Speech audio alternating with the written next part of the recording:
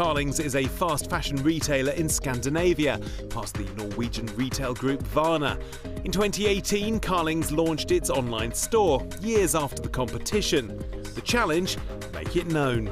We really wanted to challenge the business we are working in and really to put a statement on. And we had great discussions internally, and we decided to contact Wise. Based on the fact that they were 10 years too late, we actually spin it around. So we start thinking of what would a web shop look 10 years ahead, and of course inspired by the gaming industry, games like Fortnite and the whole virtual skinning of your avatar.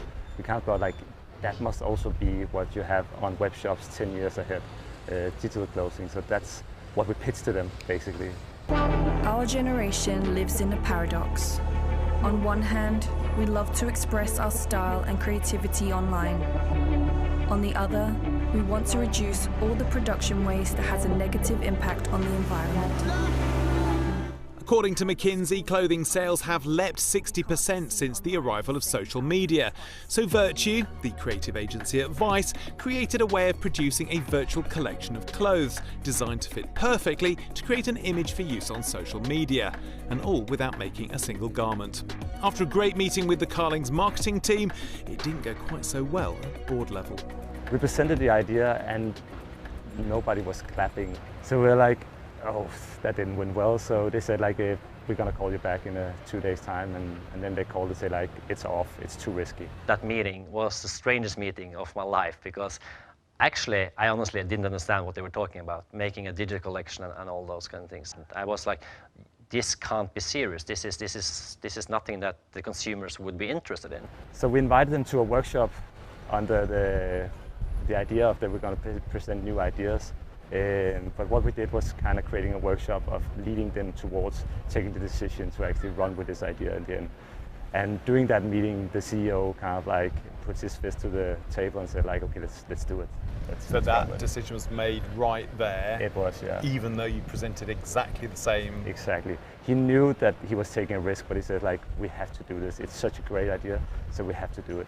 I understood that this may be something. We are hitting a nerve here. I spoke to my daughter, actually. She's 12 years old, and I told her about this, and she made me realize that it's not that strange, actually. It's not that strange, and it's not that far-fetched or science fiction, because people are buying it already today. People are already buying skins on Fortnite, people are using filters on their social media, and so on. The idea of creating an online persona has turned what began as a campaign to raise awareness of a new online store into something much bigger. We created a new way of thinking for the fashion industry, for the consumers as well. We know that we have a lot of influencers out there creating this fake reality that is not available for the everyday boy or girl. And I think we challenge that and say that, hey, it's possible. We can make a digital clothing collection which actually has zero environmental effect, and we make it available for everyone. The collection is genderless, it's sizeless, it doesn't matter what fit you are, we will design it directly on you. The team picked up the Digital Craft Lions Grand Prix, but it was a highly competitive category. Digital craft is a tricky category because in 2019 everything can be digital. So anything could have been entered, but one thing that we made sure that we looked for was things that were uniquely digital, things that can only be done by digital and only distributed in digital. What I loved about this piece, in addition to the ambition that he had, the scale of the social issue that this piece was addressing, and now I would say humanity is facing. Number one, the environmental crisis that we have. Number two, it's making a commentary about the fashion industry from a social media perspective. And this one is making a direct statement against the consumption culture that we live in through social media.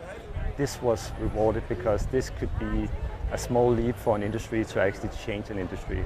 And especially within fast fashion and sustainability, there's no one solution to it, so they need a lot of solutions to tackle that issue.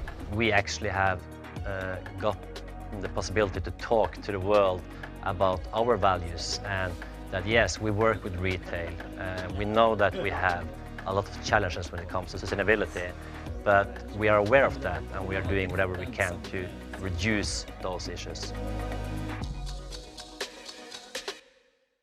Hi, I'm James Wright and thanks for watching Marketing Media Money. You can check out more of our videos by clicking on the boxes on the screen, and don't forget to subscribe to our channel for more from CNBC International. Thanks for watching.